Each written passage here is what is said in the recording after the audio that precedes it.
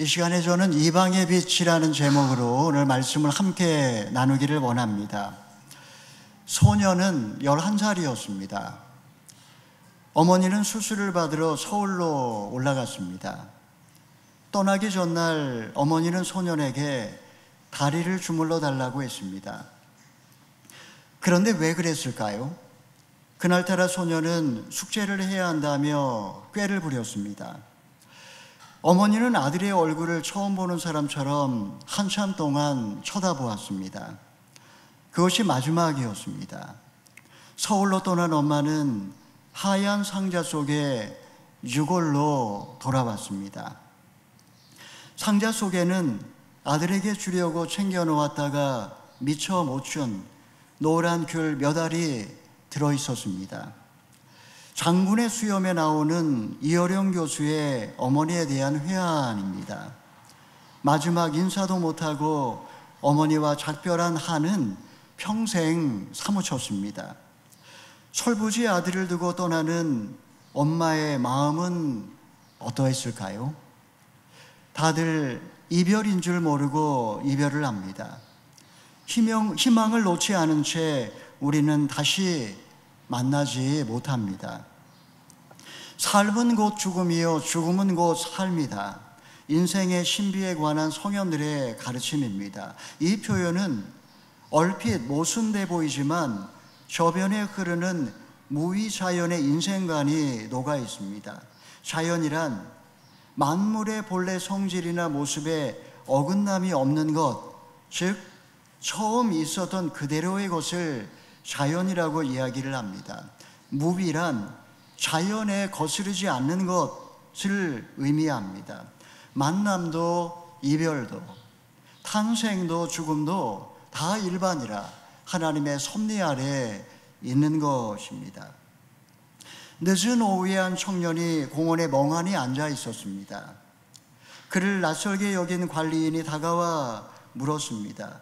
누구신가요? 어디에서 오셨죠? 여기에 계속 계실 건가요? 청년은 넋을 잃은 듯이 아무런 대답도 하지를 못했습니다. 그는 자신이 누구인지, 어디에서 와서 어디로 가는지 몰라 지금 골몰하고 있었던 것입니다. 이 청년이 바로 근대 합리주의 철학의 창시자라 불리는 르네 데카르트였습니다. 우리는 인생의 막다른 골목에 몰릴 때 스스로에게 근원적인 질문을 던지곤 합니다. 나는 누구이며 어디에서 와서 어디로 가는가? 인생은 나그네 길이라고 말합니다. 빈손으로 왔다가 빈손으로 떠납니다. 왜 우리는 이 세상에 태어난 것일까요? 이 질문에 답하기 위해서 내가 누구인지를 먼저 알아야 합니다. 내가 누구인지를 모르는데 어떻게 인생의 존재의 의미와 목적을 알 수가 있겠습니까? 이 시간에 우리는 본문 말씀을 통해 세 가지 근원적 질문에 대한 성경적인 답을 찾아보고자 합니다. 첫 번째는 나는 어디에서 왔는가 하는 질문입니다. 우리 1절의 말씀을 함께 읽어보겠습니다. 시작. 너희 섬들아 잘 들으라. 너희 먼 곳의 민족들아 귀를 기울이라. 여호와께서 태중에서부터 나를 부르셨다. 내 어머니의 자궁에서부터 내 이름을 지으셨다. 먼 섬, 먼 민족, 섬들, 이것은 세상 모든 나라와 모든 백성을 통칭한다라고 할 수가 있습니다. 이사야는 유대 땅에서 사명을 감당하고 있었지만 모든 나라와 모든 민족을 향해 지금 말씀을 선포하고 있습니다. 그가 전하는 메시지가 무엇입니까? 여호와께서 어머니 태중에 있던 나를 부르셨고 태중에 있을 때 나의 이름을 지어주셨다라는 것입니다. 여기서 나는 좁게는 이사야 본인을 그리고 더 나아가서 그리스도를 가리킵니다. 이사야가 하나님의 부르심을 받았을 때 약관 20세였습니다. 요즘 같으면 대학교 1학년, 2학년 파릇파릇한 그런 나이입니다. 이사야는 그 나이에 하나님의 종으로 부르심을 받았습니다. 20살에 부르심을 받았는데 왜 모태에서 부르심을 받았다라고 고백할까요? 그의 부르심이 상황에 따라 변할 수 없는 하나님의 예정, 하나님의 선택이었기 때문입니다. 부르심이 확실할 때, 하나님이 나를 부르셨다, 이것이 분명할 때 우리는 사명을 끝까지 감당할 수가 있습니다. 세상에 많고 많은 사람들 중에 하나님이 나를 선택하셨고 나를 주의 종으로 부르셨다라고 하는 것은, 여러분, 이것은 하나님의 은혜입니다. 또한 그분의 부르심은 인격적인 부르심입니다. 하나님의 부르심은 후회나 실수가 없으십니다. 가만히 생각해 보니까 내가 잘못 결정한 것 같대, 아마 정말 너는 아닌 것 같아, 이렇게 주님은 버리지 않으십니다. 하나님은 부르심에 기초하여 나의 인생의 완벽한 계획을 설계하시고, 그리고 소망 가운데 한 걸음 한 걸음 여기까지 인도해 오신 것입니다. 나를 창조하신 하나님, 나를 부르신 하나님, 나를 여기까지 인도하신 그 하나님이 우리의 하나님입니다. 사랑하는 여러분, 하나님은 우리를 창세 전에 택하셨습니다. 그분은 나의 삶을 위한 완전한 계획을 갖고 계십니다. 그것에 대하여 확신이 있을 때 위기의 순간에도 우리는 사명을, 내게 주신 그 사명을 끝까지 감당할 수 있습니다. 여러분이 지금 감당하고 있는 사역이 있을 겁니다. 그 사역 역시 하나님이 여러분에게 맡겨주신 것입니다. 하나님이 나를 창조하셨고 하나님이 나를 불러 이 자리까지 오게 하셨음을 여러분 믿으시고, 하나님이 주신 자리에서 사명인의 인생을 사실 수 있기를 바랍니다. 자, 하나님은 부르신 사람을 어떻게 준비하십니까? 우리 2절, 3절의 말씀 읽어보겠습니다. 시작.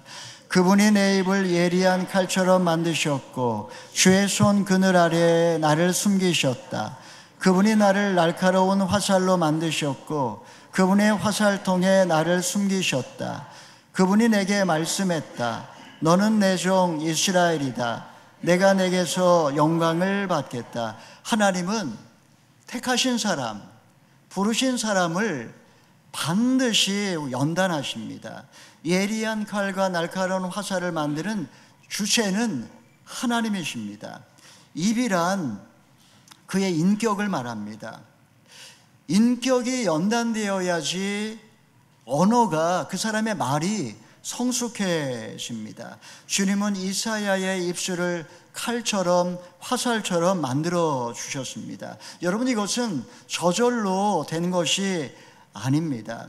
예리한 칼과 날카로운 화살을 만들려면 용광로 속에 들어가서, 그리고 망치에 두들겨 맞으며 오랜 연단의 과정을 거쳐야지 날카로운 말씀의 사람으로 변화될 수 있다는 것입니다. 칼과 화살을 만드는 과정을 보면 그게 네 가지로 나눌 수가 있습니다. 첫째는 원광석을 1500도의 용광로에 넣어서 대여섯 시간 동안 그렇게 녹입니다. 둘째는 수천 마력의 강한 바람을 불어넣어서 그 안에 있는 불순물들을 다 제거합니다. 셋째는 무거운 햄머로 수천 번 내리쳐서 그 안에 있는 그 기포들을 전부 다 제거합니다. 이 과정을 거치지 않으면 쇠가 부러지거나 구부러져 버리고 맙니다. 넷째는 숫돌에 이 쇠를 갈아서 예리한 칼과 날카로운 화살을 만들어 내는 것입니다. 하나님은 우리를 창조하셨고 그리고 우리를 향한 계획을 갖고 계시기 때문에 반드시 우리를 사람 막대기와 인생 채찍으로 연단하십니다. 어떤 분은 실패를 통해, 어떤 분은 자녀 문제를 통해, 어떤 분은 질병을 통해, 어떤 분은 관계를 통해, 어떤 분은 직장을 통해 훈련하십니다. 이때 중요한 것이 그 고난 앞에서의 우리의 자세라고 할 수가 있습니다. 하나님 편에서 받아들이지 않으면 우리 마음속에 원망과 쓴뿌리가 나서 결국 나를 망가뜨리고 마는 것입니다. 사랑하는 여러분, 하나님이 나를 연단하시는 이유는 우리를 통해서 하나님의 영광을 나타내시기 위함입니다. 인생의 제일 되는 목적은 하나님을 영화롭게 하고 그분을 영원토록 즐거워하게 하시기 위함입니다. 지금 내게 고난이 있다면 여러분, 나의 교만을, 나의 그 불순물을 제거하시기 위한 하나님의 채찍입니다. 그분의 훈련을 통해 불순물이 제거되고 하나님의 영광, 하나님의 살아계신만을 드러내는 그런 도구로 그렇게 다 쓰임받으실 수 있기를 바랍니다.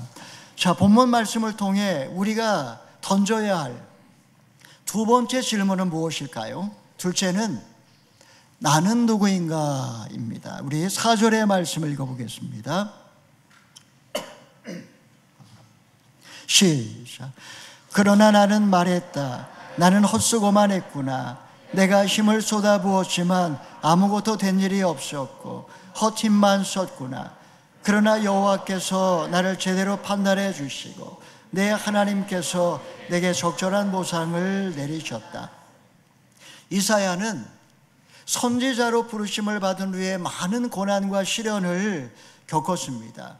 이스라엘에게 회개를 촉구하며 벗은 발과 벗은 몸으로 그렇게 다니면서 말씀을 전했습니다. 죄로 인해 기울어져가는 이스라엘을 돌이키기에는 그의 몸부림은 역부족이었습니다. 모든 수고가 한낱 물거품으로 사라지고 헛수고가 되고 만 것입니다. 이때 이사야는 어떻게 하였습니까? 그는 절망의 순간에 나를 판단해 주시고 그리고 내게 갚아주실 그 하나님을 붙들었던 것입니다. 우리가 하나님 앞에서 이 판단과 보상의 문제를 해결받지 못하면 사명을 끝까지 감당하지 못합니다. 열심히 사명을 감당하다가도 열매가 없거나 사람들이 인정해 주지 않거나 아니면 내 삶에 어려움이 찾아올 때 실망하고 낙심하고 그래서 주저앉아 버리는 것입니다. 억울한 마음을 품고 사람을 원망하거나 아니면 사명을 버리고 그냥 생활인으로 전락을 하고 맙니다. 하나님의 시각에서, 하나님 편에서 하나님이 내게 주신 그 고난을 해석할 줄 알아야 합니다. 하나님이 다 갚아주시고 하나님이 나를 판단하시고 나를 지금 기억하시는 분이 계시다. 그 하나님을 붙들 수 있어야 하는 겁니다. 사람들은 사명 중심으로 살면 쓸데없는 짓을 한다며 비웃습니다. 하나님의 시각에서 나의 인생을 해석하면 모든 것이 달라 보입니다. 주님은 나의 모든 억울함을 다 알고 계십니다. 사람들은 몰라줘도 하나님은 다 보고 계시기에 여러분의 수고와 눈물을 갚아주십니다. 그 주님을 바라보면 내 인생이 실패한 인생이 아니라 하나님 앞에 의미 있고 가치 있는 인생임을 발견하게 되는 것입니다. 자, 하나님을 믿었을 때 이사야의 입술에서 어떤 그런 고백이 흘러나옵니까? 우리 5절 말씀 함께 읽어보겠습니다. 시작.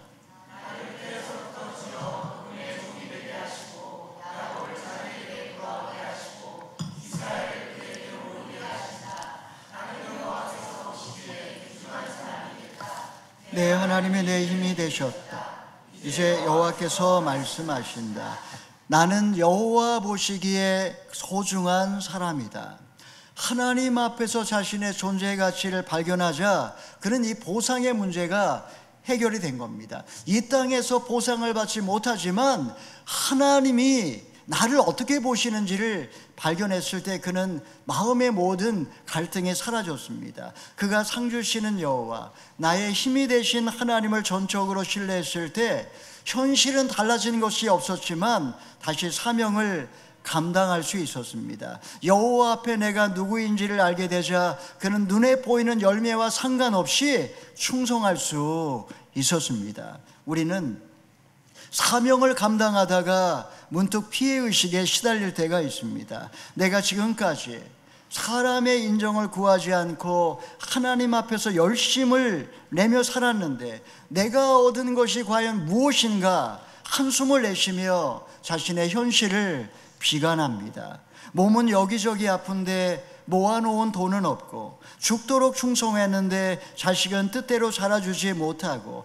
하나님이 해주신 것이 아무것도 없다는 그런 피해의식이 몰려옵니다. 사랑하는 여러분, 나는 여호와 보시기에 귀중한 사람입니다. 헛되이 무익하게 힘을 다한 것처럼 보이지만 하나님의 눈앞에 나는 보석과 같은 존재라는 사실 믿으시기를 바랍니다. 창세전에 나를 예정하셨고 모태에서 지으신 분이 하나님이시여 나를 하나님의 종으로 부르신 분도 하나님이라는 사실, 여러분이 하나님 앞에 얼마나 귀중하고 소중한 사람인 줄을 알아 힘을 덧입으시고 끝까지 충성하시기를 바랍니다.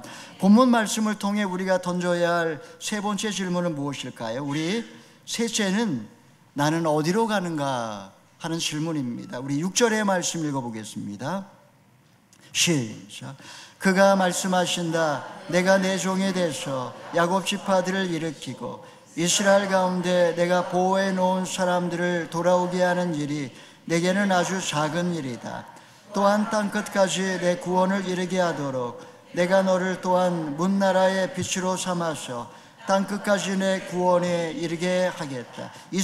이사야를 통해서 지금 하나님은 장차 이루실 그 놀라운 원대한 비전을 지금 말씀해 주고 계십니다. 이사야는 우상 숭배에 빠져 멸망으로 치닫는 이스라엘을 위해서 그야말로 죽도록 충성을 했습니다. 하나님의 택한 백성 이스라엘의 회복, 무너진 야곱의 12지파를 일으키는 것, 지금 이사야가 생각할 때는 매우 시급하고 중대한 사명입니다. 그러나 하나님의 관심, 하나님의 시각에서 보면 이 일은 아주 작은 일이라고 그렇게 주님은 이사야에게 말씀하고 있습니다. 여러분, 우리는 여기서 하나님의 관심과 인간의 관심의 다름을 볼 수가 있습니다. 지금 이사야는 이스라엘만을 생각을 하고 있습니다. 하지만 구원이란 유대인에게 국한된 것이 아닙니다. 하나님이 아브라함을 부르신 이유는 세상 만민을 구원할 복의 근원을 보내시기 위함이었습니다. 주님이 이스라엘을 택하신 이유 역시 세상 만민을 구원하기 위한 제사장 나라 거룩한 백성을 삼기 위함이었습니다. 예수님의 탄생 역시 온 세상에 미칠 큰 기쁨의 좋은 소식이었습니다. 우리가 하나님의 마음을 알 때 유대인들이 범했던 실수를 반복하지 않습니다. 오늘날 한국은 하나님의 은혜로 식민 지배와 전쟁을 딛고 일어나서 세계 10위의 경제대국이 되었습니다. 정말 5,000년의 역사 속에 울밑에선 봉소라와 같이 그렇게 가련한 우리 민족이 세계 가운데 우뚝 솟게 된 것이 여러분 하나님의 은혜라고 말하지 않을 수가 없습니다. 세상에서 두 번째로 많은 선교사를 파송한 적도 있습니다. 전 세계 한류 동호회 회원의 숫자가 1억 5천만 명이 될 거라고 예상한 사람은 아무도 없었습니다. 우리를 축복해 주신 하나님, 우리는 그 하나님의 축복을 다 망각하고 살아가고 있습니다. 오늘날 땅끝은 어디일까요? 하나님이 없는 불신 세계요, 하나님을 대적하는 어둠의 세계입니다. 하나님을 알지만 하나님께 영광을 돌리지도 않고 하나님에게 감사하지도 않고 오히려 그 마음이 허망하여지며 그 미련한 마음이 어두워져서 우상을 신처럼 섬겨놓고 섬기며 살아가고 있습니다. 어디에서 와서 왜 살며 어디로 가는지 알지 못하며 방황하며 살아갑니다. 육신의 정욕과 안목의 정욕과 이생의 그 자랑을 쫓아 살아가는 바로 그 땅을 우리가 관심을 갖고 복음을 그들에게 전하라고 하나님은 우리에게 말씀하시고 있습니다. 땅끝까지 우상을 섬기며 땅끝에서 우상을 섬기며 사망 권세에 매여 신음하는 영혼들을 바라보며 주님은 이사야에게 어떤 놀라운 비전을 보여주십니까? 우리 마지막으로 7절의 말씀 읽어보겠습니다. 시작. 멸시를 당하고 민족들에게 미움을 사며 지배자들의 종이 된 사람들에게 이스라엘을 구원하신 분 거룩하신 여호와께서 이렇게 말씀하신다. 왕들이 너를 보고 일어나고 귀족들이 너를 경배할 것이다. 신실하신 여호와 이스라엘의 거룩하신 분이 너를 택했기 때문이다. 멸시를 당한 자, 미움을 받는 자, 노예처럼 사는 자들, 바로 그들에게 승리와 영광을 주신다. 이런 약속의 말씀입니다. 여러분, 예수님이 이 땅에 계시면서 가난한 자, 병든 사람, 귀신 들린 영혼, 버림받은 이방인들, 그들을 만나 주셨습니다. 그들을 용서해 주셨고 그들을 회복시켜 주셨고 그들을 높여 주셨고 그들을 구원해 주셨습니다. 신실하신 여호와 이스라엘의 거룩한 분이 소망 없는 저와 여러분을 찾아와 주셨다라는 것입니다. 과거 우리는 어떤 사람들이었습니까? 죄로 병들어 있었습니다. 사망 권세의 노예로 살았습니다. 삶의 존재 의미와 목적을 몰랐습니다. 허무와 절망 속에 한숨을 쉬며 방황을 했습니다. 이런 우리를 구원하셔서 이제 오늘날 하나님이 우리를 세상 사람들 가운데 높여주셨다는 겁니다. 왕들이 너를 보고 일어나고 귀족들이 너를 경배할 거라고 약속을 하고 계십니다. 여러분, 우리는 하나님이 우리에게 베풀어 주신 이 놀라운 은혜, 한량없는 은혜를 다 잊은 채 살아가고 있는지 모릅니다. 사랑하는 여러분, 지금 나는 어디를 향해 가고 있습니까? 야곱의 지파를 일으키고 이스라엘 가운데 잃어버린 영혼을 돌아오게 하는 것도 물론 귀중한 일입니다. 그러나 주님은 우리가 마음을 넓혀서 땅끝까지 나아가기를 원하십니다. 우리가 과거의 사망의 그늘에 앉아 있었던 것처럼 이 땅의 교회가 우리의 손길을 절실하게 기다리고 있는 땅끝을 향해 나아가기를 주님은 기다리고 계십니다. 오늘 우리는 아울리치 파송 예배로 함께 하고 있습니다. 그동안에 우리 19분의 우리 성도분들 부르심에 순종해서 3개월간 월요일마다 모여서 뜨겁게 기도하고 그리고 함께 준비를 해왔습니다. 어린이도 있고 청년도 있고 그리고 신앙이 어린 분도 함께 했습니다. 그들을 바라보는 하나님의 마음이 어떠하실까요?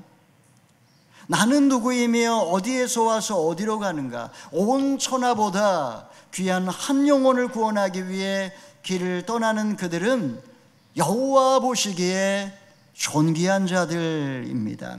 저는 이제 오늘 10년간의 목회를 마무리하면서 이제 여러분에게 마지막 설교를 하고 있습니다. 여러분 가운데 누군가는 아마 이 시간이 저와 마지막 시간일지 모릅니다.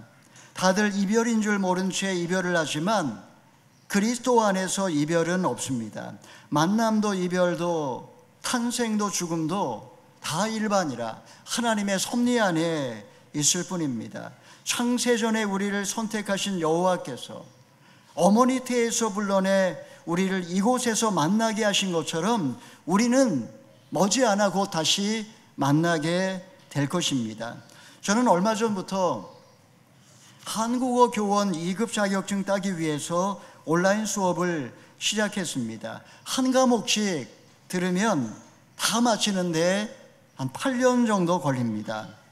한류를 타고 오늘날 얼마나 많은 젊은이들이 몰려오는지 모릅니다. 키르기스탄의 한 선교사님이 저에게 꼭 이 공부를 해서 자격증을 따라고 저한테 이야기를 해주셨습니다. 2031년에 이제 제가 은퇴를 하게 되는데 그때 저는 땅끝으로 나가게 될 겁니다. 저는 한국어를 가르치고 아내는 한국 음식을 요리하고 그들 가운데 영적인 소원이 있는 영혼들을 복음을 전해서 그들을 정말 구원하는 일을 이제 마지막 저의 사명으로 알고 살아갈 예정입니다. 이것이 여러분 저희 부부에게 주신 하나님의 비전입니다. 저를 만나기 원하는 분들은 다들 땅끝으로 오시기를 바랍니다. 여러분, 나는 누구이며 어디에서 와서 어디로 가는 것일까요? 만남도 이별도 탄생도 죽음도 다 하나님의 섭리 아래에 있습니다. 여호와께서 어머니 태중에 있던 나를 부르셨고 태중에 있을 때 나의 이름을 지어주셨습니다. 하나님의 부르심은 후회하심도 실수도 없으십니다. 때로 하나님께서 사람 막대기와 인생 채찍으로 나를 연단하실 때도 있지만 여러분이 모든 것은 하나님의 크신 뜻을 이루기 위한 과정임을 믿으시기를 바랍니다. 사랑하는 여러분, 고난과 시련을 당해도 모든 수고가 물거품이 된다 해도 우리의 머리털까지 세신 바 되신 하나님께서 다 갚아 주실 것입니다. 억울한 일을 만나도 가진 것이 적어도 주를 위해 참고 견디며 묵묵하게 사명을 감당하는 여러분을 보며 너는 보배롭고 존귀하다라고 주님의 말씀에 주십니다. 주를 위해 사는 당신 여호와 보시기에 귀중한 사람입니다. 사랑하는 성도 여러분, 시작이 있으면 끝이 있고 태어남이 있으면 죽음이 있습니다. 세상을 창조하신 하나님께서 마지막 날 만물을 새롭게 하실 때 천군 천사를 보내 우리를 부르실 것입니다. 우리 모두가 하나님의 비전을 나의 꿈으로 삼아 땅끝까지 나아갈 수 있기를 바랍니다. 그날 모든 성도들이 주님께 드릴 열매를 가득 안고 땅끝에서 주님을 맞이할 수 있기를 바랍니다. 신실하신 여호와 이스라엘의 거룩하신 하나님께서 우리를 택하셨으니 주님 다시 오시는 그날까지 부르심에 순종하여 주님의 몸된 교회를 위해 충성하며 저 죽어가는 영혼들을 살리며 영원한 하나님 나라를 위해 이 땅에서 나그네로 사시는 저와 여러분 다 되기를 주님의 이름으로 축원합니다. 아멘.